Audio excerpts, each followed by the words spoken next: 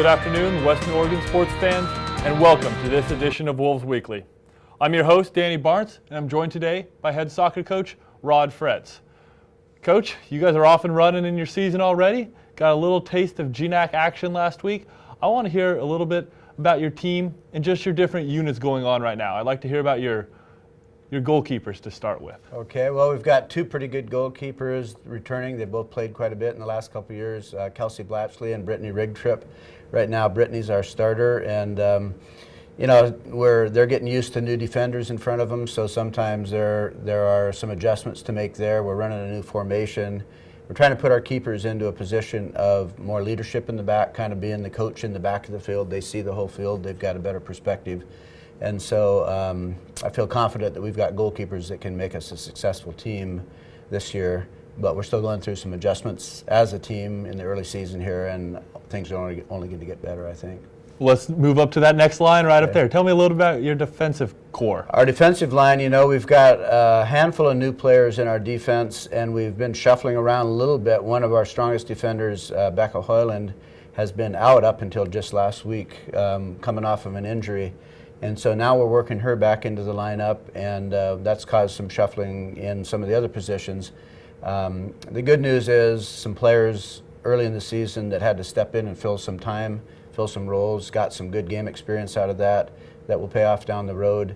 I think the other good news is as Becca gets back in there and really establishes herself with a pretty experienced defensive line, I think that's going to be one of the strongest areas on the field for us. It's just a matter of getting that unit on the field, getting them to play together for a couple weeks, and getting the chemistry that's required to really be a tight back line. And with your midfielders, you have a lot of both newcomers and those returning with experience. Tell me a little bit about that group. Right, we've got a mix of returners and new players that are playing a lot of minutes. So it's and we're running a different formation that probably changes our midfield more than any other line on the field. So we're doing everything we can in training and in the games to get chemistry built between those players. Soccer's kind of a chemistry game where you really have to understand each other's movement on the field and read each other and almost think like one mind. And so that's the challenge right now, but we see every week in practice, we see progress being made there. We're also recognizing that we have some very creative midfielders, where last year a lot of our scoring came from up front. We're going to get more of our scoring out of our midfielders. Well, tell me a little bit then. We'll go to there. Your forwards, your front line. Move up front. Well, we've got Rochelle Cleaver, who was our leading scorer last year, returns. She's playing a little different role again because of our change in formation. Marina Austin, who played a good bit last year as a freshman, is another key striker for us up there. So we're at a point now where it's just developing the same kind of chemistry that we had last year with a little bit different formation, and understanding how the midfielders and the forwards connect. I think right now the biggest challenge for us in terms of having immediate success is getting more flow, more movement, more flow, more agility between our forward line and our midfield line. And once they start playing together even more and thinking kind of, keeping their focus on a common strategy, then I think we're going to really see things open up.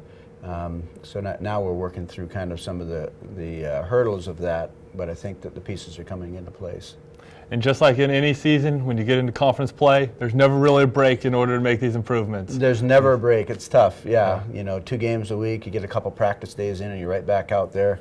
And we started the season against 2 of the strongest teams in the GNAC, Western Washington and Simon Fraser.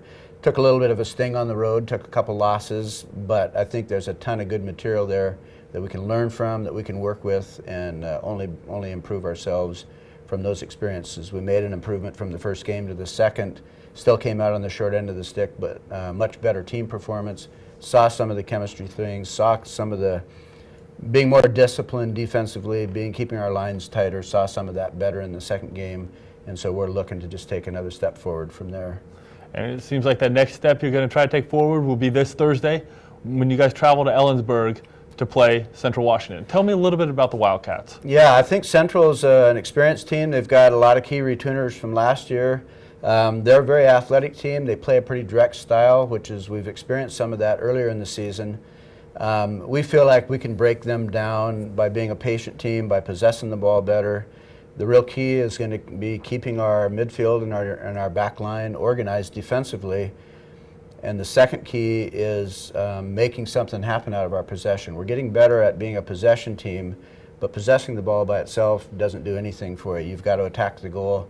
You've got to turn possession into creative attack. And that's our focus in practice this week. And if we can turn the corner on that a little bit, start putting more shots on goal for the possession time, percentage of time that we have in a game, we need more shots. And so that's really our focus against Central. I think it's a great opportunity for us to do that. It's a team we can compete with and match up with very well. So we're looking forward to an opportunity to take that next step forward. And after 3 straight road matches to start the GNAC season, you finally get to have your first game at home in conference play this Saturday, September 25th. But it's not an easy challenge. You guys go right up against the defending GNAC champions, Seattle Pacific. Yeah, it's a tough challenge. You're right. It's kind of a two-edged sword. It's exciting to play a team like that in your first home opener and get a good crowd. Hopefully, we'll have good weather. But we know they're tough. You know, they've won the GNAC, I think, 4 out of the last 5 years. National champions a couple years ago, and they kind of just reloaded. They lost a couple key players, but they've got so much depth. We know they're going to be a talented team. It's a game that we can be in as long as we stay smart, as long as we play disciplined, and as long as we hold each other accountable on the field. We demand a lot out of each other on the field. We can play at that level. We can play against any team that we're going to play and compete with them. So the challenge for us is to be the best team that we are and not worry too much about who the opponent is, but we know they're going to be a tough opponent.